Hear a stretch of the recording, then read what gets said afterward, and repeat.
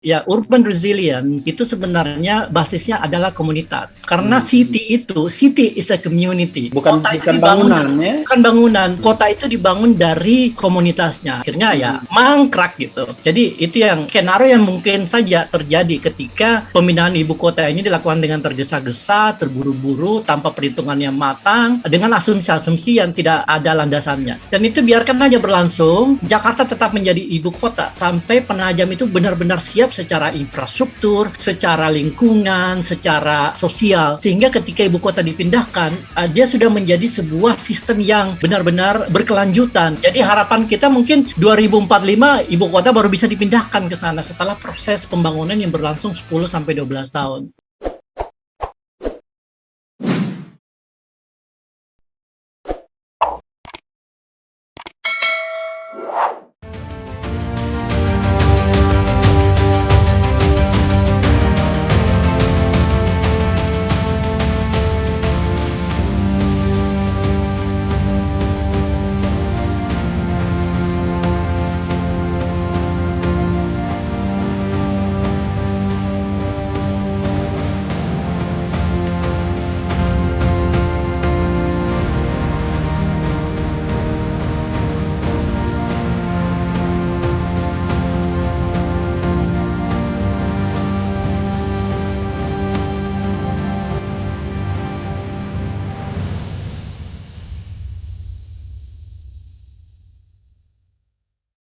Jadi saya sendiri belum berani menjudge bahwa ibu kota yang akan dibangun di Kalimantan Timur itu akan mangkrak atau tidak. Tetapi sebagai seorang sosiolog yang mempelajari proses urbanisasi dan transformasi, kota yang biasanya lebih sustainable, lebih bertahan lama itu adalah kota yang dibangun dari bawah ke atas, bottom up. Bottom up, oke. Pelan-pelan orang-orang datang membangun ini, top down seperti ini kan? Betul. Nah, ini pemerintah melakukan top down, dan yang fatalnya adalah pemerintah kita ya dari zaman sejak merdeka sampai sekarang itu belum pernah punya pengalaman membangun kota yang bersifat top down. Ada nggak kota yang dibangun dari atas ke bawah jadi gitu dan berhasil? Roro Jonggrang. Nggak ada model, nggak ada model.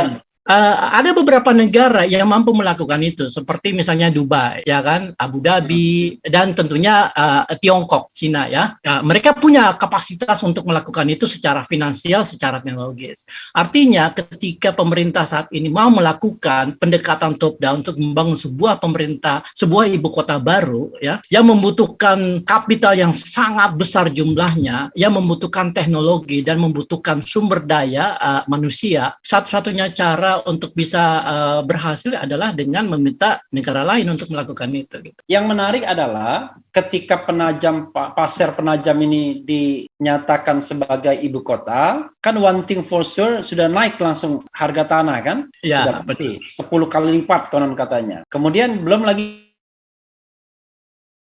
bayangkan ya, siapa yang akan tinggal di sana? Kalau dia ASN, apakah ASN mau dikasih asrama begitu ya? Benar. Termasuk yang sudah berkeluarga misalnya, dikasih asrama saja. Kalau mau dikasih rumah, nanti pebisnis mikir, wah enak sekali jadi ASN kan? Karena rumah itu bernilai ekonomis kalau dia jadi perumahan misalnya. Kalau saya membayangkan, ini analisis saya, yang membeli itu orang-orang kaya Jakarta dan daerah, tapi biasanya dia nggak akan tinggal di sana, cuma sebagai aset saja. Atau sekali-sekali kalau dia ada keperluan di ibu kota, dia ada rumah, ya kan? Sama seperti orang Jakarta beli rumah di Jogja misalnya, kan begitu? Di Bandung, ya. Di Bandung misalnya. Yang kedua adalah yang mau tinggal di sana, ya orang asing yang memang ditugaskan untuk membeli properti dan tinggal di sana. Betul sekali. Sebuah ekspansi neolib dalam tanda kutip ya kan, ekspansi neolib oleh negara yang tidak liberal misalnya kan.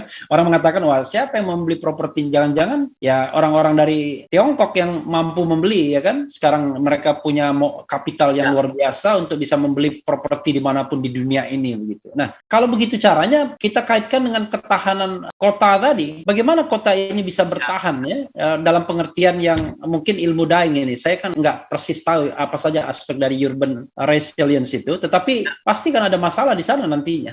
Sebenarnya kalaupun skenario itu yang terjadi, Bang Rifli ya, bahwa orang-orang kaya di Jakarta atau kelas menengah atas Jakarta membeli properti di ibu kota, kemudian orang-orang misalnya dari Melbourne, dari Beijing, dari Singapura juga membeli properti di sana, itu masih mending. Artinya kotanya bisa Berkembang. hidup gitu, berkembang. Yang jadi masalah kalau tidak ada yang mau beli. Ya kan tidak ada yang mau membangun dan sebagainya gitu. Tetapi kembali ke pertanyaan Bang Refli, ya urban resilience itu sebenarnya basisnya adalah komunitas. Karena city is a community. Oke, bukan Kota itu bukan dibangun bangunan ya. Kan bangunan, kota itu dibangun dari komunitasnya. Nah, komunitas yang hidup di sana, yang kemudian bekerja di sana, yang kemudian menjadikan kota itu sebagai bagian dari identitas mereka, inilah yang membangun kota itu sebagai sebuah kota yang hidup, yang kemudian memiliki kemampuan bertahan ketika terjadi krisis, terjadi bencana dan sebagainya. Nah, kalau misalnya orang-orang yang tinggal di dalam kota itu adalah orang-orang asing dalam arti bukan orang yang benar-benar tinggal di situ, orang-orang dari Jakarta ya, orang-orang dari Sydney dan sebagainya. Ketika terjadi sesuatu ya mereka dengan mudah tinggalin aja gitu. Ya kan sama seperti yang terjadi di Dubai dan Abu Dhabi, di mana ketika terjadi krisis orang-orang kayanya itu pada pindah dan kemudian akhirnya ada beberapa bagian dari kota di sana itu menjadi kota hantu karena tiba-tiba para pemilik propertinya itu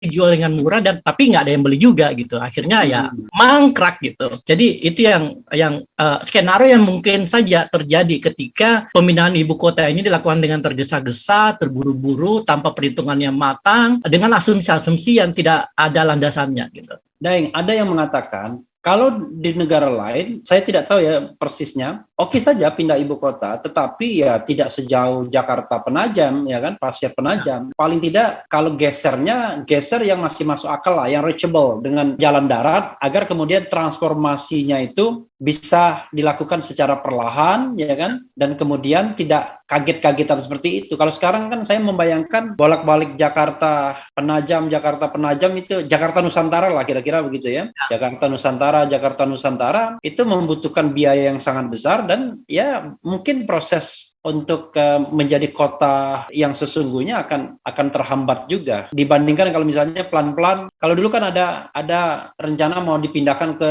daerah Joglo ya, Jonggol misalnya. Kan kalau itu kan dari Jakarta kan nggak begitu jauh misalnya. Jadi pelan-pelan atau kita sebar dulu tuh yang namanya ASN. Kalau yang di Bekasi ada kantornya, Bogor dan lain sebagainya. Gimana menurut Daeng? Nah, ini sebenarnya yang missing di dalam rencana pemindahan ibu kota. Kita tidak pernah membicarakan skenario-skenario yang bisa kita pilih gitu. Tiba-tiba ya langsung pindah ke Kalimantan Timur gitu. Dan kalaupun akhirnya pindah ke Kalimantan Timur di dalam naskah akademik dan sebagainya, itu saya belum melihat roadmap dari proses pemindahan ibu kota gitu. Karena implikasi dari pemindahan ibu kota itu banyak banget. Tidak hanya pemindahan ASN, relokasi ASN yang jumlahnya jutaan orang, kemudian kantor-kantor dan perlengkapan yang ada di Jakarta yang milik pemerintah pusat dipindahkan ke sana, tetapi juga status kota Jakarta akan jadi apa, ya kan? Itu yang harus dipikirkan mestinya dalam satu paket ketika kita memutuskan untuk memindahkan ibu kota. Ini Jakarta mau diapain? Apakah dia akan menjadi bagian dari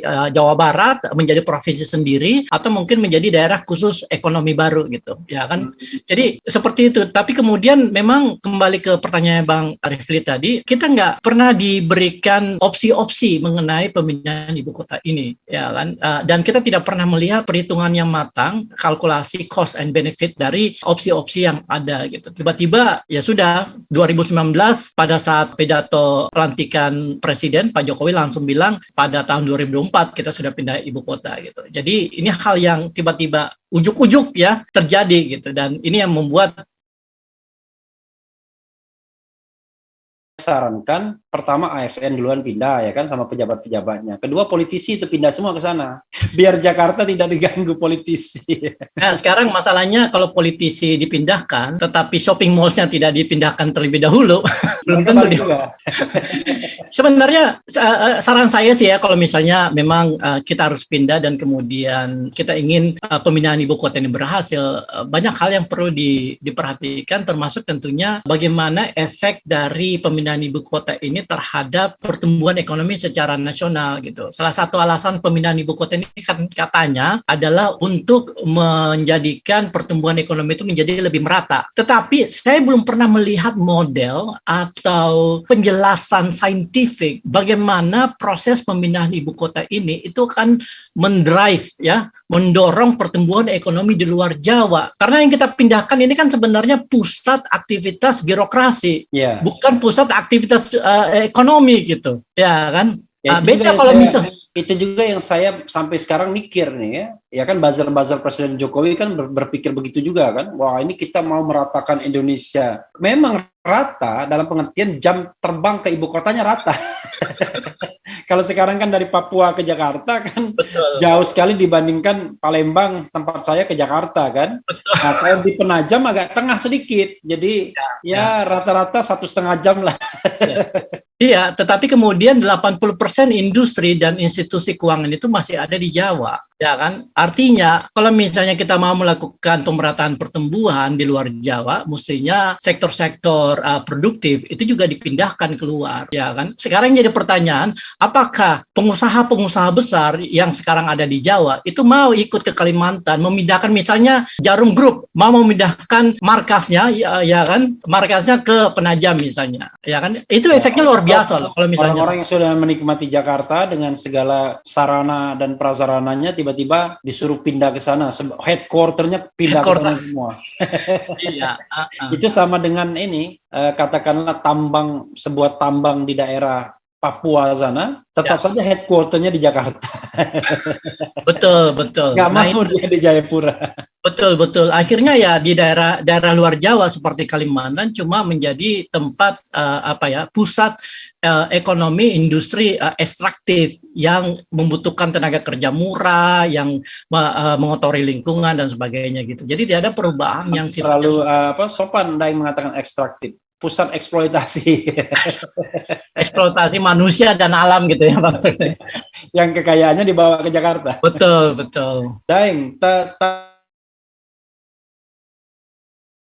tadi ada terkesan bahwa Daeng sebenarnya tidak keberatan ya dengan pemindahan ibu kota. Nah, kita ingin bagian akhir ini bicara mengenai skenario. Skenario itu termasuk time frame-nya ya. Dan kalau misalnya mau relokasi jangan Penajam itu terserah. Tapi intinya skenario, karena tadi kan SS sangat tidak setuju, STS tadi kan untuk 2024. Jadi skenario terbaiknya menurut Daeng seperti apa? Menurut saya karena sekarang udah terjadi, mungkin kita mulai dengan proses yang lebih natural, lebih matang, lebih bijak lah ya kan. Kita lihat Penajam seperti apa, kemudian pembangunannya seperti apa, komunitasnya dibangun seperti apa. Dan itu biarkan aja berlangsung. Jakarta tetap menjadi ibu kota sampai Penajam itu benar-benar siap secara infrastruktur, secara lingkungan, secara sosial, sehingga ketika ibu kota dipindahkan, ya kan, dia sudah menjadi sebuah sistem yang benar-benar berkelanjutan gitu. Jadi harapan kita mungkin 2045 ibu kota baru bisa dipindahkan ke sana setelah proses pembangunan yang berlangsung 10 sampai 12 tahun. 2045 Daeng ya. Saya udah usia berapa 2045? Sudah 75 tahun saya. Siapa tahu mungkin jadi salah satu pemimpin di Nusantara. Tapi intinya gitu, prosesnya harusnya tidak dilakukan secara lebih kritis, lebih matang, sehingga hasilnya pun itu akan jauh lebih baik gitu. Dan ini bisa kita pelajari dari negara-negara lain seperti Amerika Serikat ya. Pemindahan ibu kota itu berlangsung lebih dari 30-40 tahun dari Philadelphia ke Washington DC. Dan kita bisa lihat Washington DC itu menjadi sebuah ibu kota yang punya karisma, punya daya tarik, dan orang tahu Gedung Putih ya kan, Capitol Hills dan sebagainya gitu. Ya.